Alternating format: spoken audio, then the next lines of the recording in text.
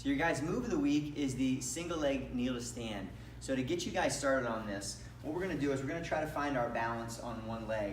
Now, if you're just getting started or this is really challenging for you, you can go with more pads. I'm gonna show you with just one. But we're gonna use that pad as a target for our knee. We're gonna counterbalance with our arms.